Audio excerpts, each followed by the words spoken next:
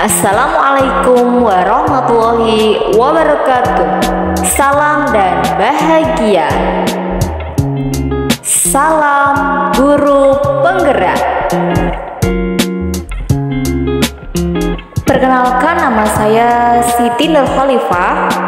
Saya dari SD Negeri Ngolanan 2, Kecamatan Dandel, Kabupaten Bojonegoro, Provinsi Jawa Timur. Saya adalah calon guru penggerak angkatan 9. Pada kesempatan ini saya akan memaparkan tugas saya mengenai koneksi antar materi modul 1.1.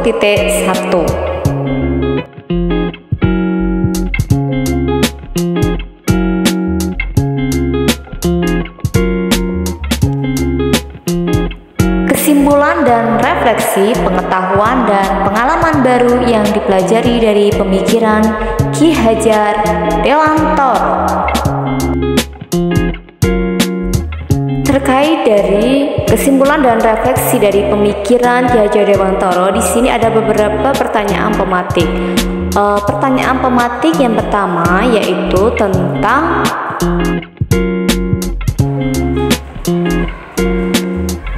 apa yang berubah dari pemikiran atau perilaku Anda setelah mempelajari modul ini?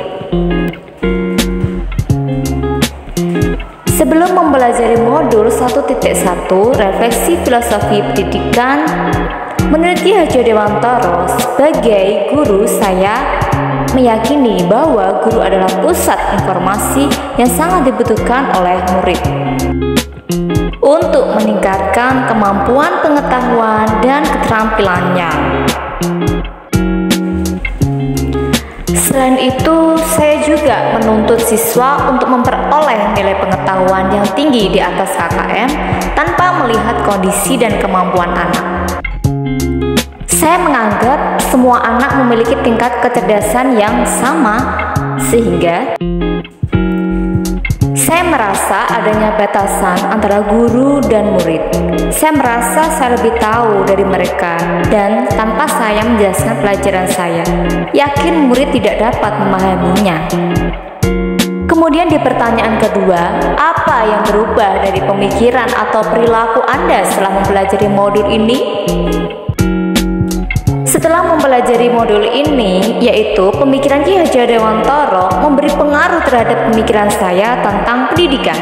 Pendidikan yang dimaksud oleh Ki Hajar Dewantoro adalah memberikan tuntunan kepada murid dengan mengarahkan murid agar mencapai keselamatan yang setinggi-tingginya. Baik sebagai manusia dan juga anggota masyarakat, bukan hanya memberikan ilmu pengetahuan saja, pendidik harus mampu mengembangkan minat dan bakat murid sesuai kodrat anak, yaitu kodrat alam dan kodrat zaman. Pendidikan diibaratkan sebagai lahan pertanian. Tani diibaratkan sebagai pendidik dan benih tanaman sebagai muridnya. Petani dapat memanen hasil tanamannya sesuai dengan benih yang ditanam. Namun, untuk membuat benih itu tumbuh dengan baik, petani harus merawat tanamannya dengan baik, dengan menyiramnya, memberi pupuk, dan mengatur cahaya matahari. Benih yang diibaratkan tanaman yang ditanam adalah benih padi, maka yang dipanen petani adalah padi. Tidak mungkin dapat mengubah hasil tanaman menjadi jagung atau tanaman lainnya.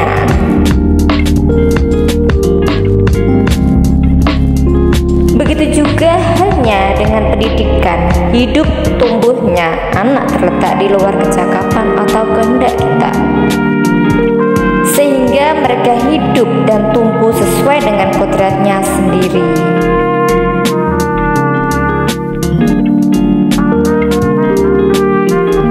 Kita pendidik hanya mampu menuntun tumbuhnya kekuatan-kekuatan kodrat itu agar dapat memperbaiki lakunya, bukan pada dasarnya hidup dan tumbuhnya. Sebagai pendidik, kita harus menyadari bahwa pendidikan juga berhubungan dengan kodrat alam dan kodrat zaman. Kodrat alam merupakan lingkungan di mana anak berada.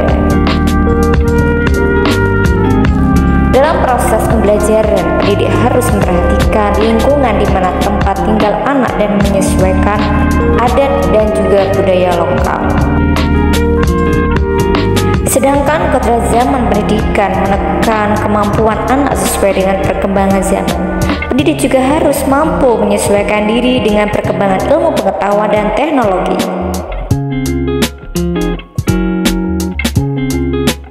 Sehingga dapat membimbing murid sesuai dengan kodrat zaman dengan tetap memperhatikan adat budaya yang berlaku di masyarakat. Untuk pendidikan saat ini, pendidik harus menekankan pada kemampuan anak untuk memiliki keterampilan abad 21. Peran keluarga juga sangat penting dalam menumbuh kembangkan motivasi dan kreativitas murid, karena keluarga merupakan tempat utama melatih pendidikan sosial dan karakter seorang anak. Keluarga merupakan ruang lingkungan terkecil dalam masyarakat. Budi pekerti adalah keselarasan hidup di dalam tumbuh kembangnya antara cipta, karsa, rasa, dan karya. Budi pekerti melatih anak untuk memiliki kesadaran diri yang utuh untuk menjadi dirinya sendiri atau memerdekakan diri dan kemandirian orang lain. Melalui pendidikan, kita semua berharap murid-murid kita tumbuh menjadi manusia sebaik-baiknya yang memiliki pengetahuan dan keterampilan serta berbudi pekerti yang luhur. Pertanyaan yang ketiga, apa yang dapat segera Anda terapkan dengan lebih baik agar kelas Anda mencerminkan pemikiran Ki Hajar Dewantara? Pertama, saya harus menyadari bahwa setiap anak memiliki keunikannya masing-masing. Saya harus memberikan kebebasan kepada murid untuk mengembangkan dirinya sesuai dengan bakat dan minatnya masing-masing. Kedua, saya mencoba menciptakan pembelajaran yang menyenangkan dengan mengembangkan strategi pembelajaran yang lebih baik lagi agar dapat meningkatkan motivasi belajar anak. Dengan memberikan permainan-permainan sesuai dengan materi pelajaran.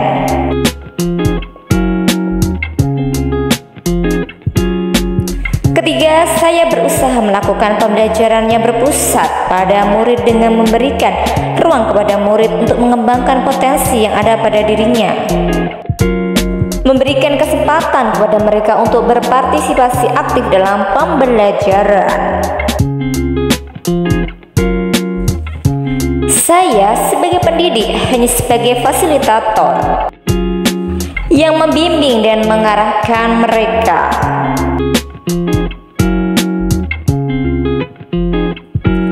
Keempat, saya mencoba pembelajaran yang saya lakukan tidak hanya terfokus pada penyampaian materi ilmu pengetahuan saja, tetapi juga perlu penanaman sikap dan budi pekerti dengan memasukkan nilai-nilai agama dan kebudayaan dalam proses belajar mengajar. Terakhir, saya berharap dapat memaknai semboyan Ki Hajar Dewantara, yaitu Ing Ngarso Sung Tulodo, Ing Matyo Mangunkarso, dan Tuturi Handayani. Dari depan saya bisa memberikan teladan, di tengah bisa mengunggah semangat, dan dari belakang bisa memberikan motivasi dan dorongan. Demikian pemaparan saya mengenai koneksi antar materi. Sekian dan terima kasih. Wassalamualaikum warahmatullahi wabarakatuh.